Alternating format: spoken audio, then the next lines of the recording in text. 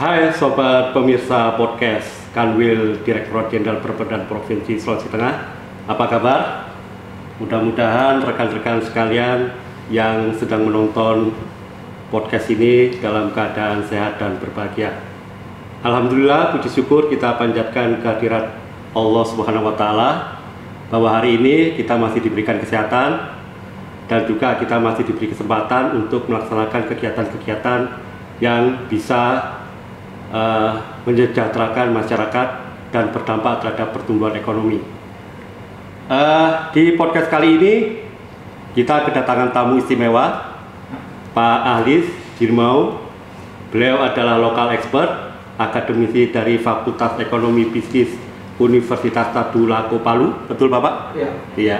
Jadi di podcast kali ini kita kedatangan tamu istimewa dan juga kita berbahagia bahwa hari ini podcast materi yang kita sampaikan betul-betul daging semua nanti. Jadi mudah-mudahan ini bermanfaat bagi rekan-rekan yang menonton podcast kita kali ini. Pak Ahlis, podcast kita kali ini bertema tentang monitoring evaluasi kinerja fiskal tahun 2022 dan juga terkait dengan outlook perekonomian maupun fiskal 2023. Podcast kita kali ini judulnya adalah Motesa, Pak. Jadi Motesa itu kalau orang Palu bilang, orang Kaili bilang bercakap-cakap, ngobrol. Jadi Motesa itu istilahnya kepanjangan dari ngomongin treasury dengan santai. Jadi mudah-mudahan tema kita tidak terlalu serius tapi bisa dipahami atau dinikmati oleh para rekan-rekan penikmat podcast kita kali ini dengan santai, namun juga bisa dipahami dengan jelas. Begitu Bapak. Ya. Terkait dengan materi kita kali ini, di podcast kita kali ini bahwa kita tahu bahwa anggaran pelaksanaan pendapatan dan belanja negara atau APBN 2022 telah selesai kita laksanakan Bapak. Dan alhamdulillah juga berdasarkan informasi dari Omspan, online monitoring sistem perbendaharaan dan anggaran negara, capaian kita lumayan membanggakan. Penerimaan negara telah melampaui target dari yang telah ditetapkan. Namun begitu juga ada beberapa tantangan yang perlu kita hadapi dalam tahun 2022 terkait dengan masih banyaknya pandemi COVID-19 dan juga terkait dengan tekanan geopolitik, terutama pertikaian Ukraina dan Rusia. Di APBN kita juga berdasarkan Omspan juga defisit alhamdulillah juga tidak terlalu tinggi Bapak. Ya. Jadi yang tadinya tahun 2020-21 itu defisitnya melampaui 3%, tapi diperkenankan karena undang-undang demikian sudah ditetapkan bahwa kita diperkenankan untuk melebihi defisit sebesar 3%. Tapi syukurnya untuk yang tahun 2022 defisit di bawah 3%. Dan ini juga merupakan prestasi yang luar biasa bagi insan kementerian lembaga maupun pemerintah pusat dan daerah yang telah bekerja sangat luar biasa untuk menciptakan pertumbuhan ekonomi yang stabil namun dengan kinerja fiskal yang menggembirakan. Pak Ahlis, untuk kali ini saya saya sampaikan terkait dengan CV dari Pak Ahlis. Pak Ahlis Jirimu, nama lengkapnya Muhammad Ahlis Jirimu, SE, DEE, PhD.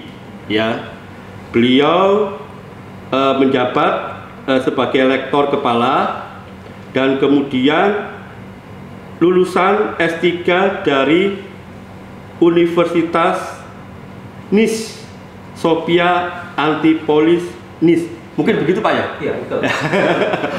Pengucapannya karena saya bukan lulusan dari luar negeri, mungkin perlu konfirmasi dari Pak Ahlis sendiri apakah betul beliau adalah lulusan S3 dari Universitas NIS, Sofia Antipolis NIS.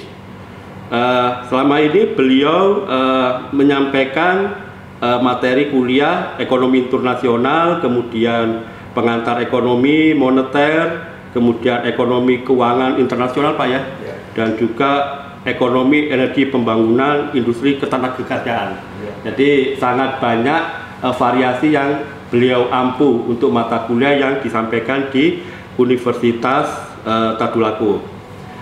Pak Alis, mungkin yang ingin saya tanyakan, bagaimana tanggapan Bapak terkait dengan kondisi ekonomi regional Sulteng pasca pandemi COVID-19 bila dikaitkan dengan pertumbuhan ekonomi nasional yang mulai berangsur-angsur pulih pasca pandemi COVID-19 dan terutama tekan geopolitik?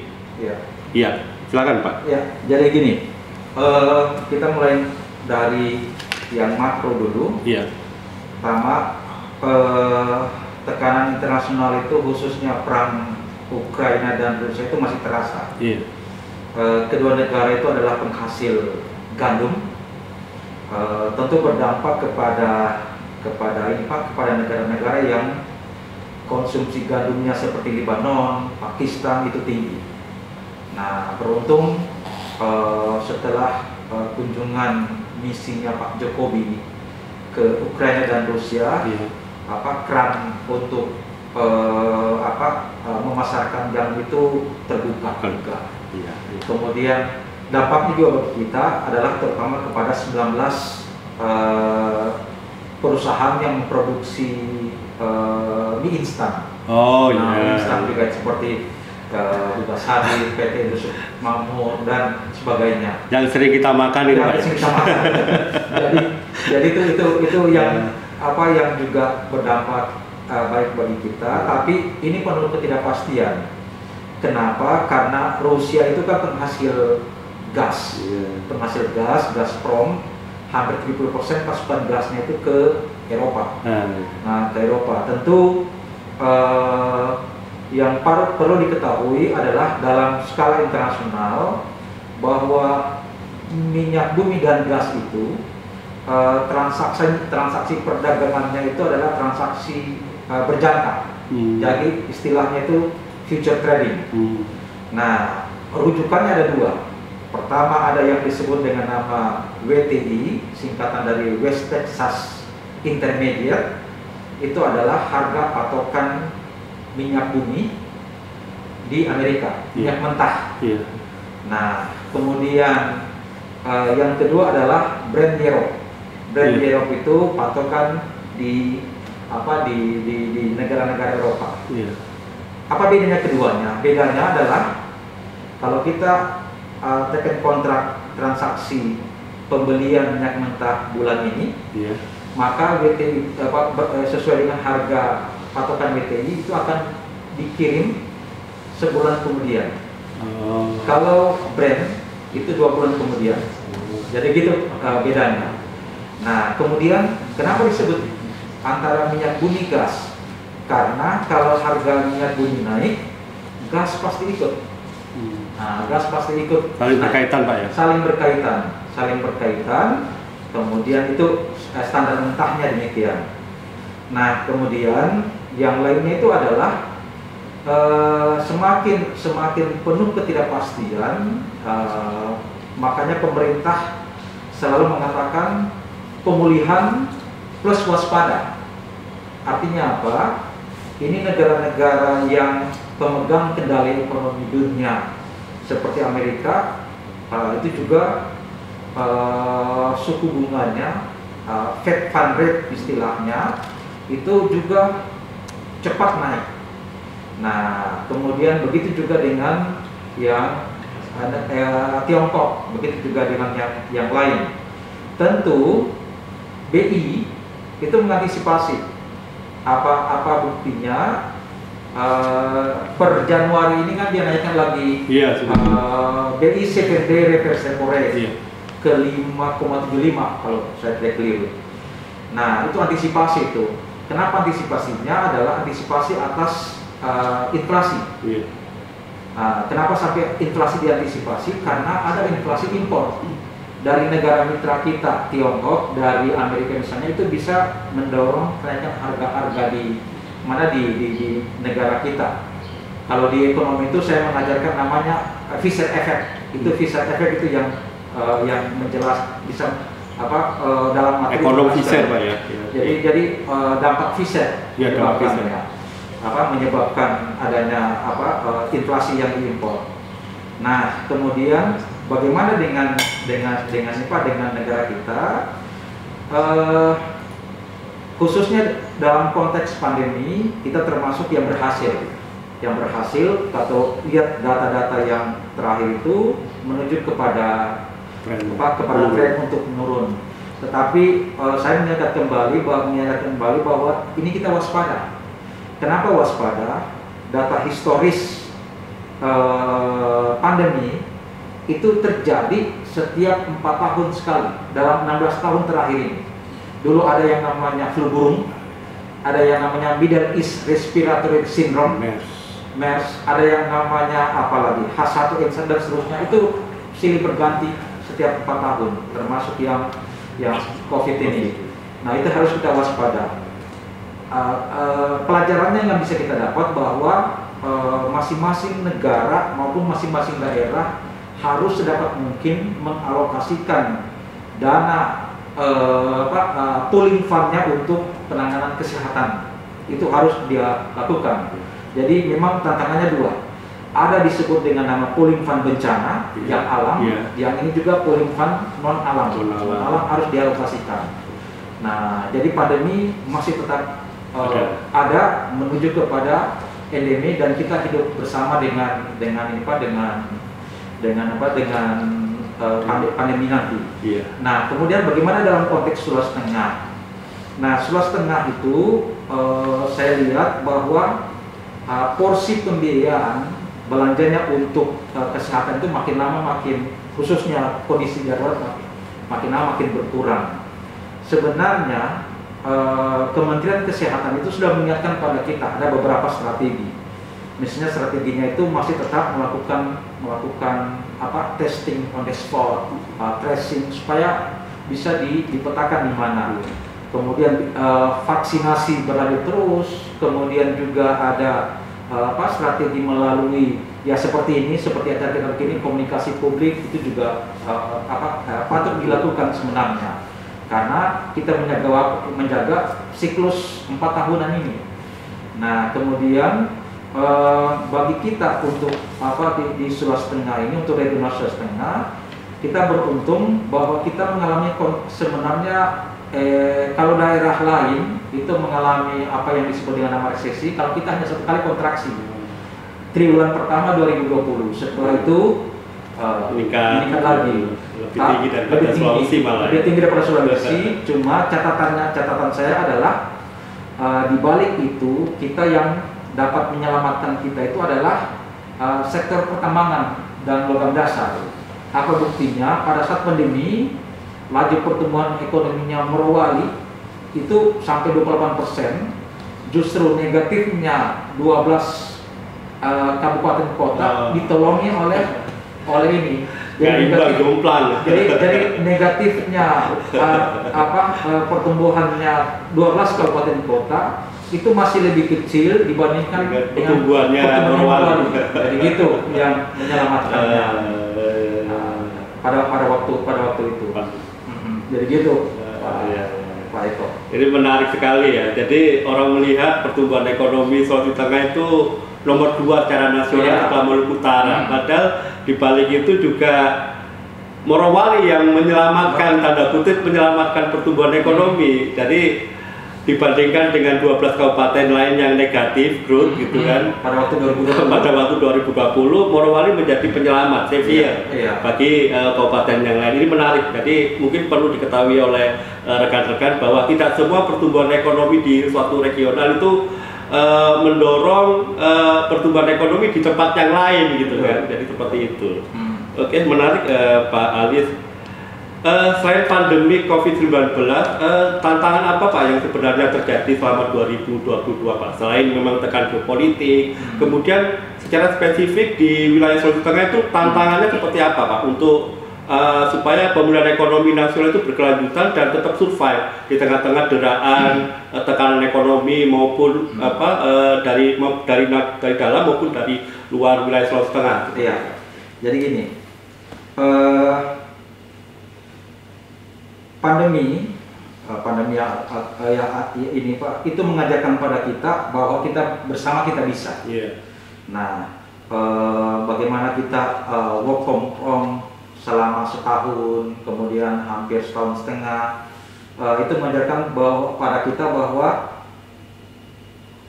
gotong royong itu adalah solusi bagi Anda, baik di daerah maupun di dalam skala regional maupun global. Jadi semboyan nenek moyang itu masih berlaku. Masih berlaku dan terutama bermanfaat pada saat pandemi.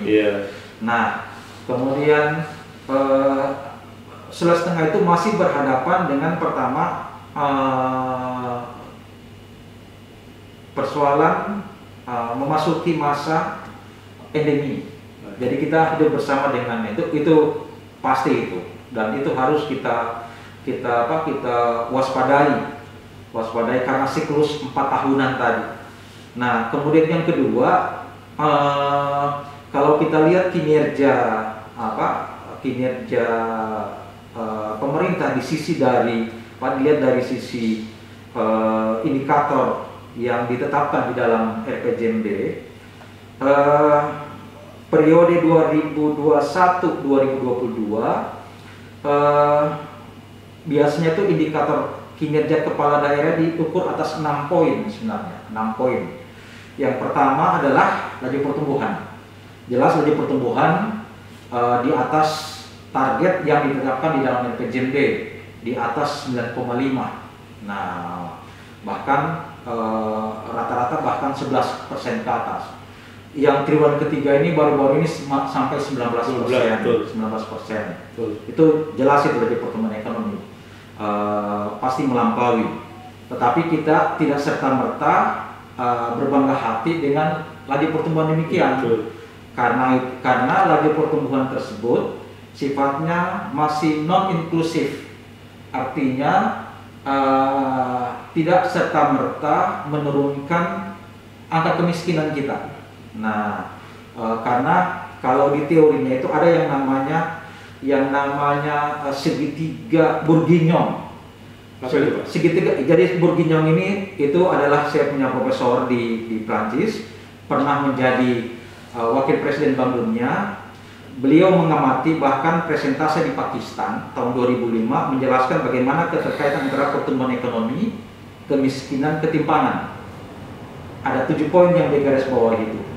Pertumbuhan ekonomi yang tinggi bisa menurunkan kemiskinan kalau pertumbuhan ekonomi itu inklusif. Nah, sebaliknya pertumbuhan ekonomi juga itu bisa menaikkan angka kemiskinan. Nah, kalau dia inklusif bisa dia turunkan. Nah, gimana caranya diturunkan? Laju pertumbuhan ekonomi yang tinggi seharusnya itu adalah menciptakan lapangan kerja yang banyak. Orang bisa memperoleh pendapatan, angka pengangguran turun. Tapi itu belum tercipta. Nah, beruntung di 2022 tren angka pengangguran itu menurun. Jadi sudah masuk jadi pertumbuhan ekonomi, pengangguran pemerintahan ini berhasil turunkan. Jadi pertumbuhan ekonomi tinggi, penganggurannya turun dari 3,77 2021 kemudian jadi perhitungannya angka pengangguran itu kan dua titik, Februari Agustus. Februari Agustus. Yang terakhir ini kemudian yang Februari 2022 itu 3,67. Sekarang 3%. Angka di dalam RPJMD itu 3,07. Jadi dia melampaui. Kinerjanya bagus. Tetapi ada catatan saya di sini. Di dalam RPJMD itu jelas. Catatannya itu adalah kita tidak serta-merta berpuas diri dengan angka pengangguran yang trennya menurun terus. Kenapa? Harus kita bedah lebih jauh. Ini sudah indikator kedua ya, pertumbuhan pengangguran.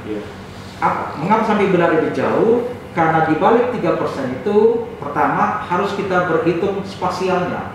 Spasial itu maksudnya kabupaten mana sih yang menyumbang.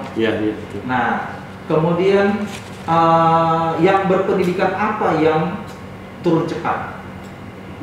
Nah, ternyata 3% angka pengangguran, tingkat pengangguran terbukanya Sulawesi Tengah itu kita akui masih ada menyisakan pekerjaan rumah. Apa itu? Tingkat penganggurannya lulusan SMK itu masih tinggi, 7,35%. Padahal strateginya kita di sini adalah ada sinkronisasi, ada link and match antara dunia industri, dan dunia akademik. Jadi di hulunya dunia akademik, di hilirnya dunia industri. Nah, kenapa sampai terjadi seperti tidak sinkron ini?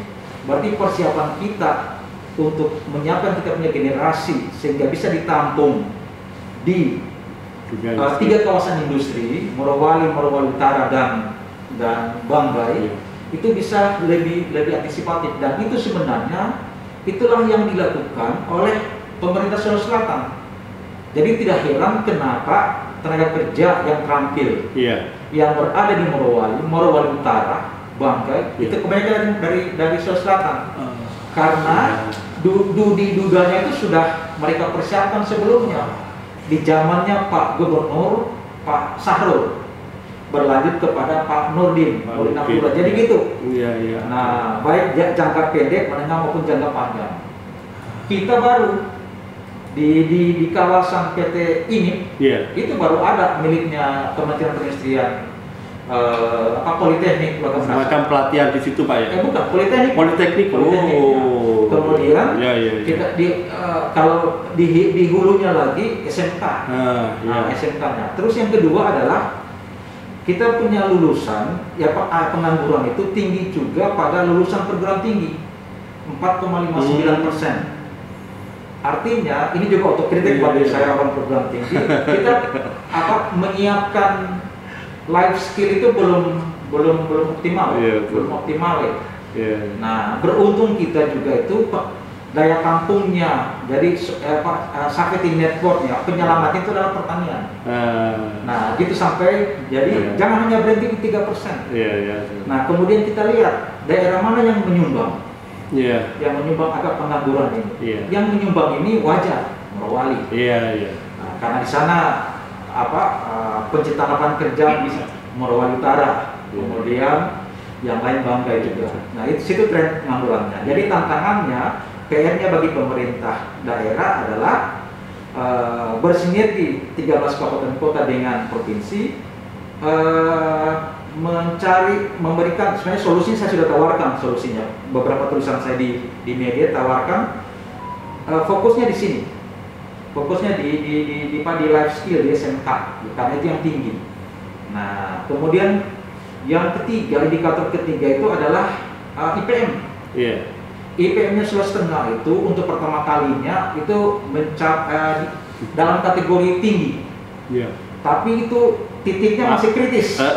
Bisa turun. Ambang batas. 70,28 poin. Nah, itu tinggi itu. Nah, kemudian lagi-lagi kita tidak bisa berbangga hati, sudah tinggi Sulawesi Tengah. Tapi ternyata apa penyebabnya tingginya itu? Penyebab tingginya itu kalau kita lihat IPM-nya punya 3 atau 4 komponen. Pertama adalah usia harapan hidup, dari lahir sampai wafat dalam 1 tahun. Yang kedua adalah harapan rata-rata lama sekolah. Yang ketiga rata-rata lama sekolah. Yang keempat ini adalah indikator moneter. Ada yang namanya P3, Purchasing Power Parity, paritas daya beli. Nah, ternyata apa yang menyebabkan itu tinggi? Yang menyebabkan tinggi itu adalah bukan pendidikan maupun kesehatan, tapi ekonomi, daya beli. Di mana itu? Di Morowali. Pendapatan per kapitanya Morowali itu mencapai hampir 500 juta per tahun. Mana lagi? Morowali Utara itu kurang lebih 100 juta per tahun. Nah, ini yang mendorong secara keseluruhan. Kalau kita lihat yang lain lagi, untuk Sulawesi Tengah, angka rata-rata lama sekolah tidak naik. sama dengan di 2021, mentok di 8,85 tahun. Padahal wajib belajar 12 tahun. 12 tahun. 12 tahun. 12 tahun. Berarti sampai di kelas 2 menjelang kelas 3 rata-rata ini. Rata-rata. Nah, tentu dilihat lagi daerah mana yang menyumbang IPM ini sampai targetnya sebenarnya di dalam RPJMD itu 69,79 poin. Itu targetnya. Tercapai gitu ya. Terlampaui. Ya, jadi itu targetnya 69,9 poin.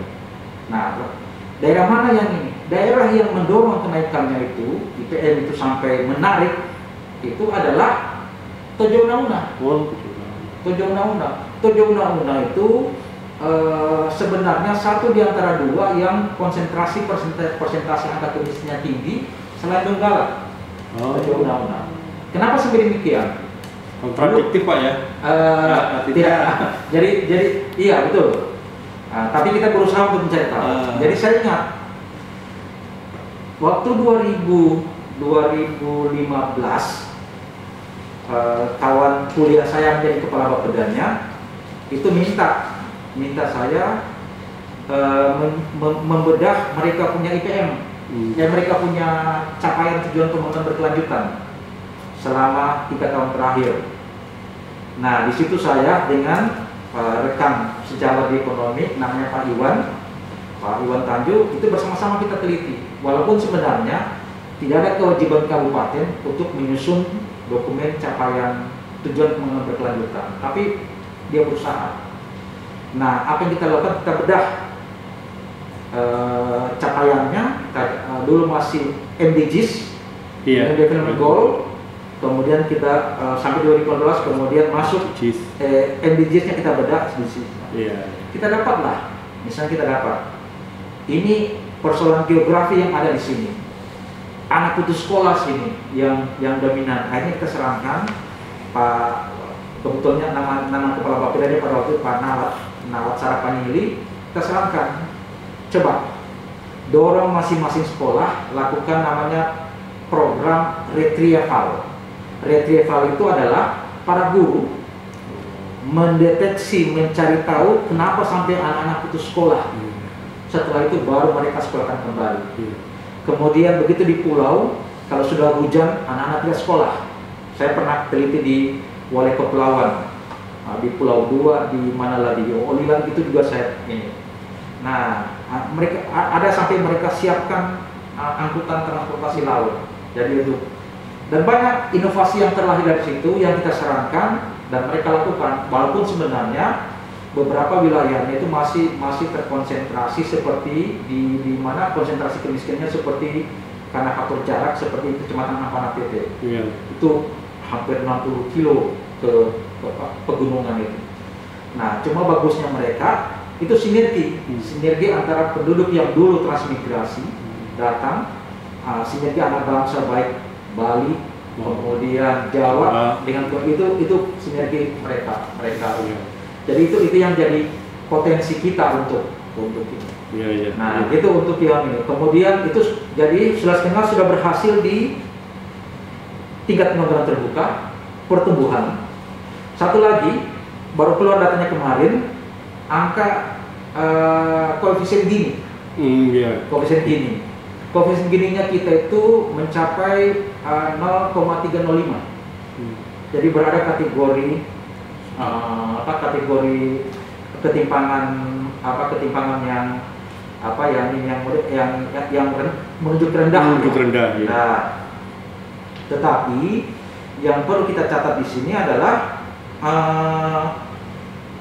biasanya selain kita walaupun sebenarnya angka koefisien Gini ini belum bisa mencapai target. Targetnya itu adalah 0,29 poin menuju ke 0,22. Itu belum tercapai.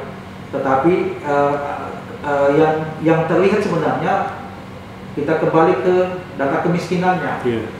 Maret dari September 2021 sampai Maret 2022 angka, kalau istilahnya BPS itu angka P1. P1 itu adalah kedalaman kemiskinan. Kedalaman kemiskinan. Nah, kedalaman kemiskinannya itu malah meningkat dia. Meningkat. Artinya apa? Kalau gini garis kemiskinannya, ini dia itu makin.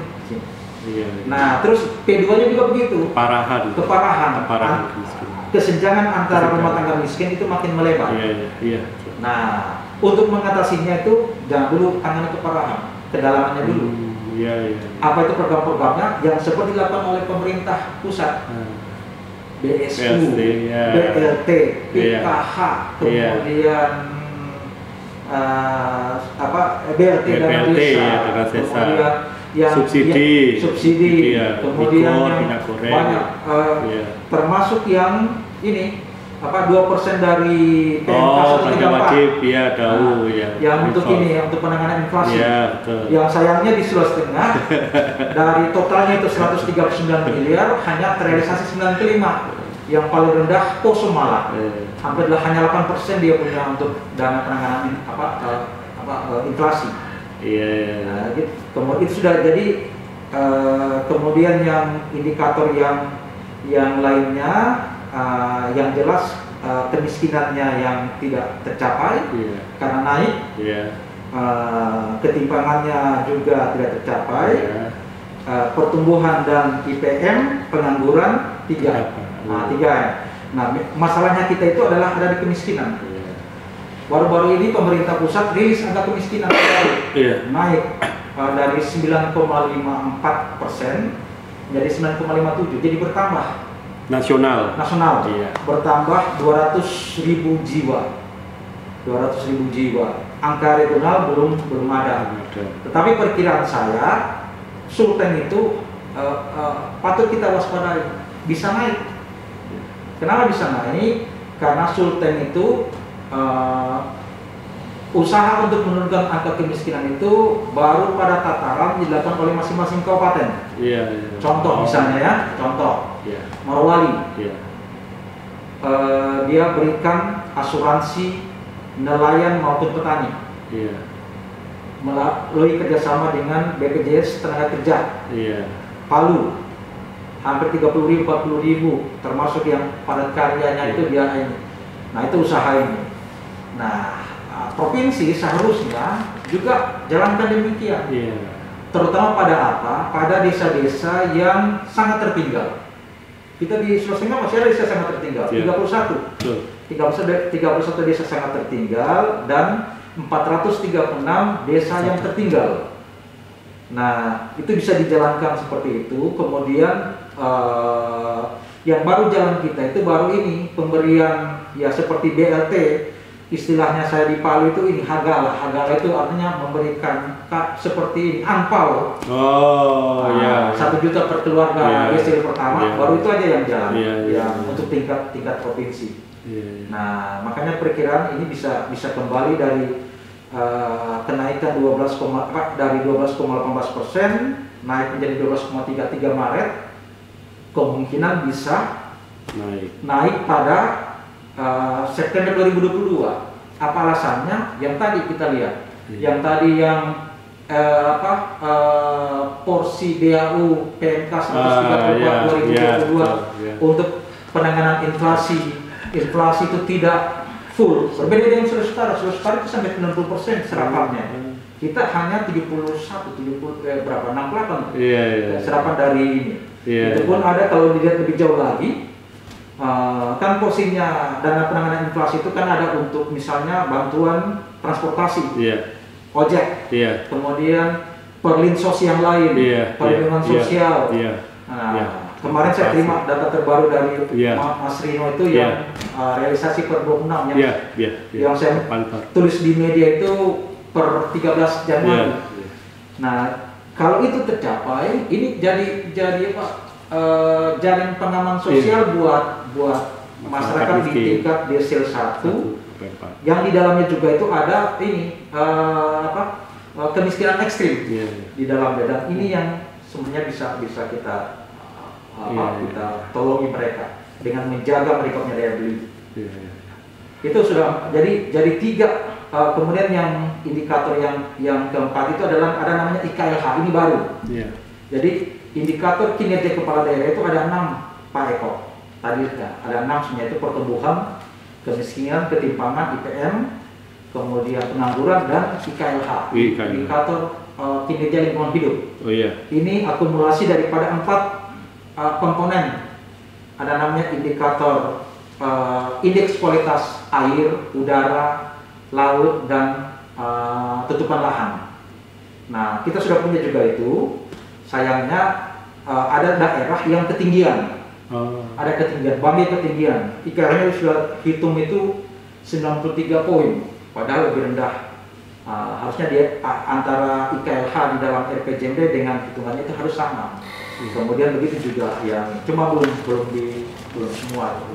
Jadi 6 indikator inilah yang dapat digunakan untuk menilai keberhasilan visi kepala daerah secara makro. Karena yang lain itu indikator macam IPM bisa dijabarkan lagi ke eselon 2-nya. Ada usia harapan hidup, dinas kesehatan. Untuk rata-rata lama sekolah, dinas pendidikan. Nah, tentu berbagi peran provinsi, SMA, SMK, MA, kemudian PAUD, SD, LI, SMP, MTS itu kabupaten. Jadi berbagi peran, saling sinergi. Menarik. Padahal kalau dilihat Pak ya, Pak Ali, sebenarnya kendalanya apa ya Pak ya? Dari pemerintah daerah sendiri tidak mengalokasikan anggaran buat perlindungan sosial, karena kita tahu bahwa dalam APBD mereka kebanyakan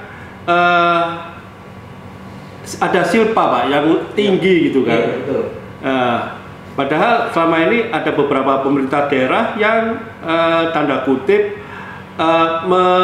memprotes ya, mengkomplain terkait dengan penyediaan alokasi anggaran untuk perlinsos gitu loh. Padahal di sisi lain ada alokasi-alokasi yang sebenarnya bisa dimanfaatkan untuk perlindungan sosial gitu, seperti itu. Gimana pandangan Bapak untuk hal ini? Jadi gini, masing-masing daerah itu punya ciri khas sendiri. Jadi cara memetakannya itu adalah pertama dari 13 kabupaten kota di Sulawesi Tengah ini, 2 daerah yang angka kemiskinannya itu di bawah 2 digit, di bawah 10. Banggai dan Kota Palu. Banggai dan Kota Palu ini dia akan menuju kepada kemiskinan alamiah. Menuju kepada kemiskinan alamiah, misalnya Palu itu sekitar 7%, 7,71, kemudian Banggai 8, itu untuk menurunkan angka kemiskinannya itu lebih berat bagi pemerintah Kabupaten Banggai dan Palu. Kenapa? Saya rasakan sendiri ketika membantu pemerintah Kota Palu pada waktu tahun 2005. Pada waktu itu saya beritahu, Pak, ini angka kemiskinannya nanti ini turunnya begini, cepat. Lanjut. Setelah itu dia akan melandai. Karena di situ kemiskinan alamiah itu yang.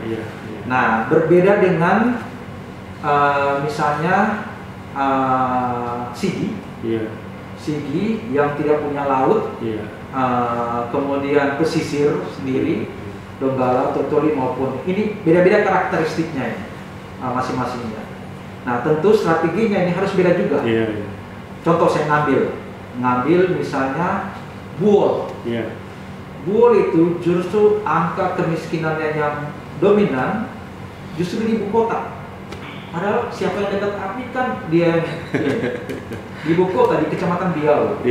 Dibandingkan dengan Palele Barat. Tapi justru 2 kecamatan terakhir ini yang trennya ini. Nah, trennya cepat. Nah, pemerintahnya itu meluncurkan program yang sebenarnya bisa direplikasi oleh daerah lain. Misalnya Perda Penyangga Harga. Nah, kemudian ada istilahnya di sana itu adalah program percepatan penanggulangan kemiskinan yang berbasis jagung. Nah, kemudian tentu daerah lain juga ini. Daerah lain juga tentu berbeda. Nah, Toli-Toli punya ciri khas, yaitu mengalokasikan dana desanya bagi perlindungan lingkungan. Jadi keramahan pada lingkungan itu mereka lakukan. Sigi juga demikian, Palu juga demikian. Yeah.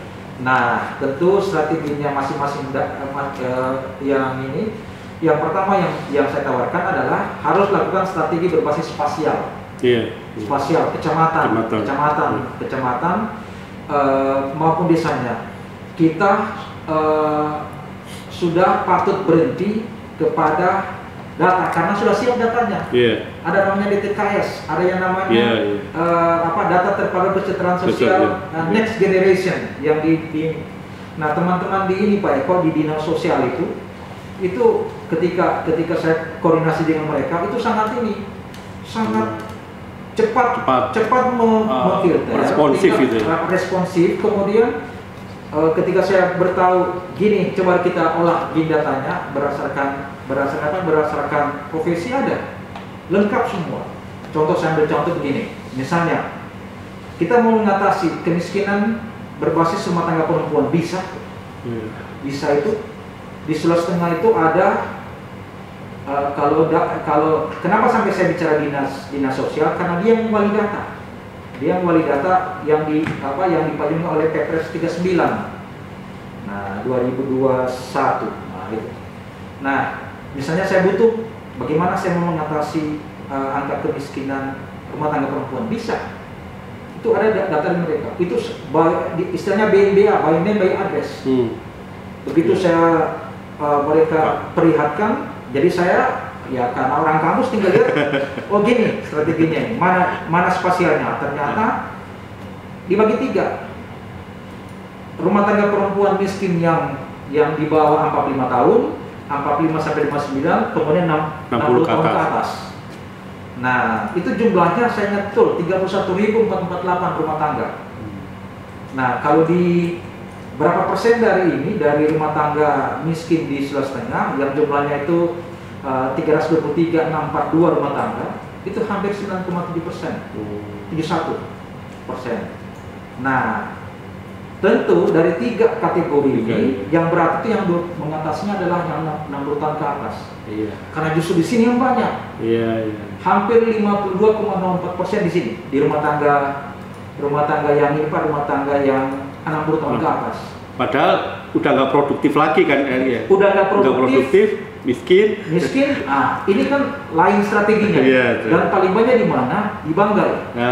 Di Banggai, konsentrasi di Banggai Utara sampai di istilah kalau di Sulawesi di Kepala Burung. Kepala Burung itu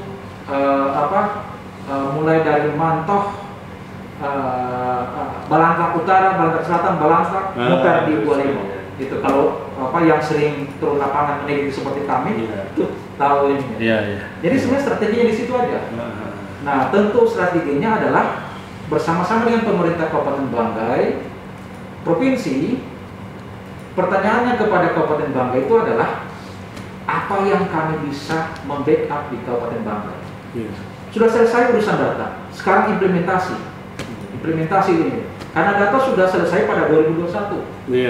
Nah, tugasnya masing-masing kabupaten itu adalah melalui dinas sosialnya atau melalui Bapeda mengupdate, memverifikasi dan memvalidasi data itu lagi. Nah, supaya misalnya tepat. Nah, itu contoh untuk rumah tangga. Nah, apa yang kita ngambil contoh? Banyak manfaatnya kalau kami peneliti ini. Misalnya nelayan kita dapat 16.670 rumah tangga, paling banyak di Parigi Motong. Apakah mereka perikanan tangkap dan budaya? Paling banyak perikanan tangkap. Tentu lain lagi treatmentnya pada perikanan tangkap. Nah, tentu di sini kita berdiskusi dengan Pak Dinas Kelautan, perikanan. Apa strateginya ini untuk mengatasinya itu? Beruntung sebenarnya kita bersyukur karena dari sisi saya lihat kapasitas teman-teman di pemerintah daerah itu sangat mumpuni mereka. Tinggal ruang sih diberikan mereka untuk berkreasi dan itu akan melahirkan inovasi. Nah, sehingga saya berpikir bahwa sepatutnya strateginya itu bukan adalah strategi yang berbasis kepada basisnya itu bukan, sekarang sudah saatnya strateginya berbasis kepada talent. kepada bakat yang ada di tentu lebih jauh lagi pasti bicara reformasi birokrasi di pemerintahan. Iya. Nah, jadi masing-masing beda-beda strateginya karena cara paradigma berpikirnya masyarakat miskin di pesisir itu beda dengan pegunungan. Kemudian ditambah itu di samping itu kita di Sulawesi Tengah masih ada yang namanya KAT, komunitas adat terpencil. Di Parigi Motong masih ada etnis namanya Lauji Tajio. Di Tojo Una maupun di Morowali Utara itu pegunungan rata-rata mereka. Ada namanya Tauta Wana. Nah, tentu berbeda treatmentnya. Jadi jangan kita menganggap mereka dengan strategi berdasarkan kita punya cara berpikir sendiri. Kenapa? Contohnya begini, kita berpikir bangunkan mereka rumah. Nah, begitu kita bangunkan, apa yang terjadi? Begitu hujan seperti tadi, ribut atap seng, mereka lari. Itu contohnya. Dan mereka kan rata-rata penduduk berpindah. Itu berbeda itu penanganannya. Jadi yang diperlukan kita saat ini adalah actionnya, Pak ya. Iya. Jadi bukan tataran konseptual lagi by data, tapi juga action lah. Masalah action ini mungkin perlu perhatian kita semua juga, dari baik itu pemerintah daerah maupun pemerintah pusat, Pak ya. Iya. Oke Pak. Jadi dari yang Pak Ali sampaikan tadi, kami sudah terbayang bahwa sektor-sektor mana yang perlu didorong untuk menjadi sektor unggulan, Pak ya. Pangan dan hortikultura. Pangan dan hortikultura. Iya. Jadi, pangan dan hortikultura, perkebunan, perikanan. Iya.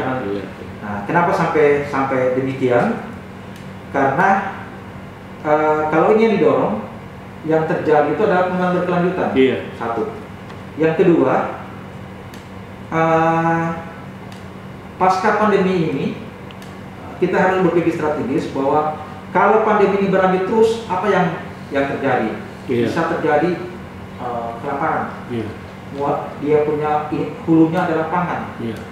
Nah, yang dibutuhkan oleh Sulawesi Tengah adalah kita adalah termasuk lumbung pangan. Iya. Sulawesi Tengah.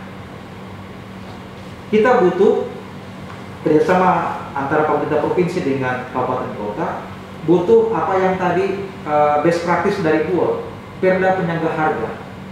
Kenapa kita butuh perda penyangga harga? Karena kalau kita lihat publikasi tiap ini, dua saja publikasi tiap bulan. Pertama adalah data inflasi, indeks harga konsumen. Kemudian yang kedua, nilai tukar petani maupun nelayan. 77% kemiskinan di Sulawesi Tengah itu terkonsentrasi di desa, disebabkan oleh pangan. Itu 70%, selebihnya non pangan. Di dalam pangan itu apalagi yang lain? Di dalam pangan itu ada beras. Nah, ada beras karena kita monokultur. Tentu strateginya adalah strategi multikultur, kan? Karena kita mau monokultur pada beras, otomatis perlu diversifikasi, pangan. Nah, terus yang lainnya itu adalah kalau kita lihat data NTP ini kan trennya di atas 100, kemudian baru-baru ini turun, baru naik lagi. Artinya kalau NTP-nya di atas 100 berarti nilai yang dijual oleh petani lebih besar daripada nilai yang dia beli. Nah, tentu berkaitan indikator kesejahteraannya, tapi masih rawan. Nah, masih rawan untuk terdegradasi lainnya. Harus dipecah lagi mana NTP-nya pangan dan hortikultura, mana NTP-nya perkebunan, mana NTP-nya perikanan kelautan. Nah, yang masih menjadi titik kritisnya itu adalah di pangannya. Nah, kenapa sampai demikian? Karena Sulawesi Tengah ini konsentrasi kemiskinannya justru dominan di daerah yang merupakan lumbung pangan di Sulawesi Tengah. Kan aneh. Kemiskinan terkonsentrasi pada lumbung pangan. Ya, istilahnya tikus mati di lumbung pangan gitu. Karena apa? Karena petani yang rasional dia jual ke daerah lain. Apalagi datang pedagang perantara di sini dari Sulawesi Selatan, dari Gorontalo, dari Sulawesi Tengah, dari Kalimantan beli. Nah, itu pangannya. Belum lagi dengan perikanan. Perikanan dan telur. Sulawesi Tengah itu secara administratif diwarisi 4 BPP namanya. Pak Eko, 4 BPP. BPP itu wilayah pengelolaan perikanan. Itu penggarisan dari mana? Dari Kementerian Kelautan Perikanan. Ada yang namanya WPP 713. 713 itu di sini. Selat Makassar sampai ke Pulau sana. 714 Teluk Tolok. 715 Teluk Tomini dan 716 Laut Sulawesi.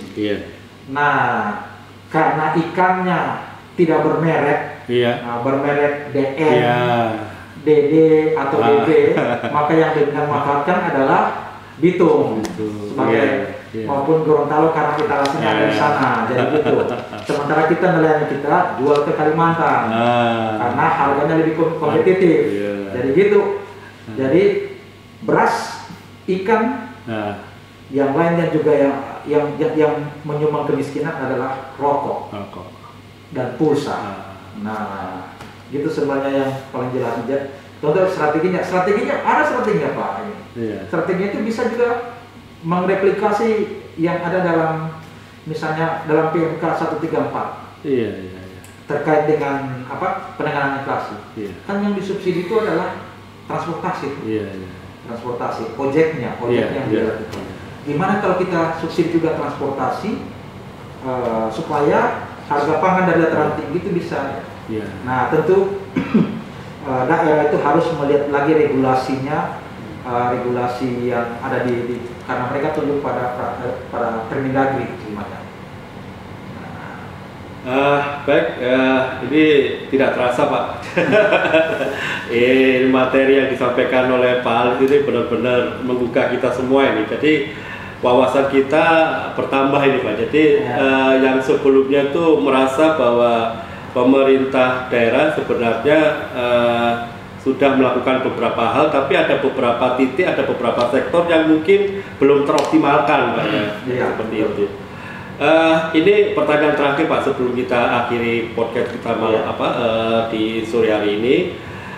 Bagaimana sih Pak hubungan yang ideal, hubungan keuangan pusat dan daerah yang ideal itu dalam rangka mengupayakan kesejahteraan masyarakat? Artinya Pemda kan tidak sendiri dalam mengatasi tingkat kemiskinan, prevalensi stunting, pengangguran. Sebenarnya hubungan ideal yang bagaimana yang perlu dilakukan oleh pemerintah pusat, pemerintah daerah dalam mendukung upaya tujuan pembangunan nasional itu? Jangan sampai masing-masing melakukan sendiri-sendiri tanpa koordinasi. Bagaimana pendapat Bapak? Ini kuliah Undang-Undang Nomor 1 Tahun 2022 hubungan keuangan pusat daerah. Jadi gini, yang paling penting bagi kita adalah sebenarnya di samping mencari sumber-sumber PAD. Selama ini Sulawesi Tengah itu andalannya adalah pada pajak kendaraan bermotor. Kita masih punya potensi yang lain. Apa itu? Di dalam bab 3 RPJMD itu kita proyeksikan misalnya ada namanya komponen kekayaan daerah yang dipisahkan. Yang dipisahkan. Dari mana itu? Dari perusahaan daerah BUMD. Tentu tunduk pada Perpres 54 2017. Nah, di sini sebenarnya kita memproyeksikan itu tahun 2022 PAD-nya itu mencapai 1,44 triliun, walaupun sekarang melampaui sampai 1,7. Tetapi masih dominan dari pajak kendaraan bermotor. Nah, ada PR yang di sini, yang sebenarnya terlihat di sini. Pada waktu kami diskusi di ruangnya Bapeda dengan teman-teman dari BPKD itu, ini PR internalnya pemerintah provinsi nih. Ada kendaraan plat merah itu masih nunggak, itu masih datanya dari itu kan tanda tanya. Terus yang kedua adalah gimana caranya mengoptimalkan perusahaan daerah. Nah, perusahaan daerah ini Pak Eko, kalau kita bedah datanya dari 2010 sampai 2000 jadi saya bicara bukan Bank Sulteng ya, PT Pembangunan Sulteng dan holding company-nya. Itu diguyuri dengan penyertaan modal cukup banyak, 372,76 miliar. Ini apa jadinya ini? Jadinya seperti apa? Mana yang bisa diterima? Nah, harusnya andalanya dari situ. Itulah sebabnya pemerintah yang sekarang ini, yang sudah berjalan 1 tahun 6 bulan ini, 1 tahun setengah, itu tidak lagi memberikan penyertaan modal.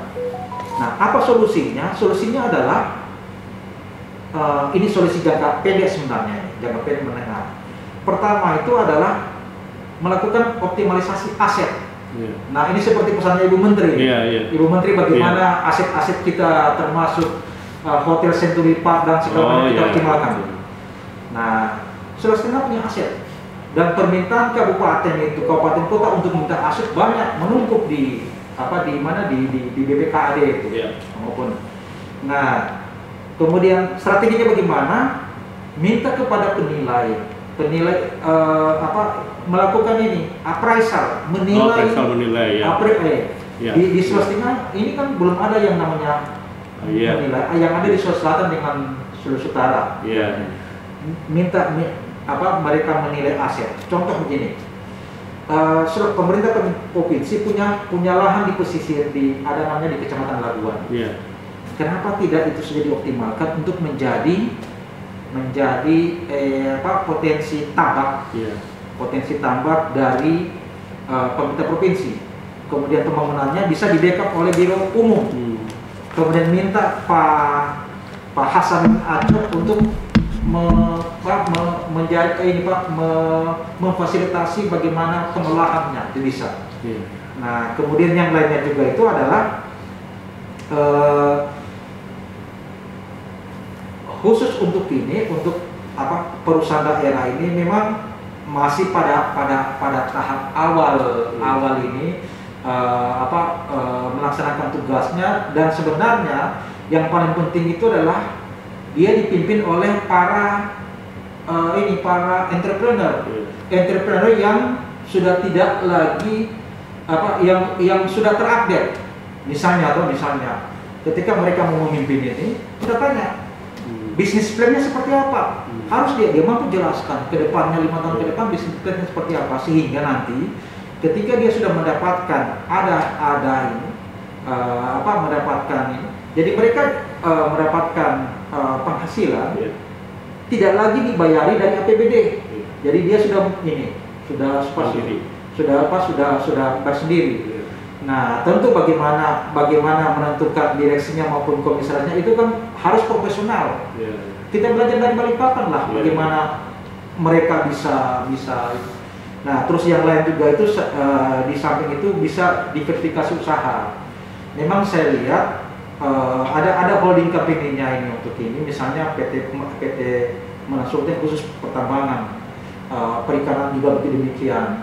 Nah, tapi satu pesan saya adalah kita tidak serta-merta saat ini hanya berbasis kepada nikel yang melimpah dari kita. Kenapa? Memang pemerintah pusat alokasikan yang namanya strategi untuk kendaraan listrik. Tapi basisnya apa? Kalau dia basisnya itu pada nikel, mangan, kobalt, ini tidak ramah lingkungan. Lebih ramah lingkungan adalah litium, ferrofosfat. Nah, itu lebih ramah lingkungan dalam baterai. Tentu ini akan menjadi tantangan bagi kita kalau kita hanya mengandalkan kepada nikel. Nah, karena di samping itu juga bencana lingkungan itu sewaktu-waktu kita mengancam, dan juga teknik pengolahannya nikel ini kan ada dua. Bisa berbasis kepada hidrometeorologi yang membuat air itu debitnya berkurang dan bisa juga tercemar, bisa menimbulkan banjir yang seperti kita, atau masih pakai dengan namanya pirometalurgi. Nah, dua ini berbeda ini. Satu menggunakan bahan baku nikel yang kadarnya di bawah 1,5%, yang satu di atas. Nah, tentu berbeda ini. Ada strategi yang harus dilakukan. Nah, kemudian solusi untuk mengatasi kemiskinannya itu adalah kita bisa minta, ya seperti misalnya, ya terlepas dari tanda tanya PT GNI yang rame dia. Nah, GNI dengan ini tuh kita perbandingkan. Di balik itu GNI itu ada termasuk CSR-nya itu memberikan BPJS tenaga kerja kepada penduduk sekitar. Itu plusnya itu artinya. Dan masih banyak lagi yang bisa kita lihat yang ini. Bukan, jadi kita tidak semata-mata hanya mengandalkan kepada royalti, kepada penerimaan yang dihitung dari lewat simponi kalau di penerimaan PNBP, kemudian dan macam-macam. Tapi masih banyak yang lain juga yang harus kita pikirkan. Dan yang satu yang kita tidak boleh lupakan adalah swasta itu punya deposit gas maupun minyak bumi. Berapa billion barrel, berapa BBO dan berapa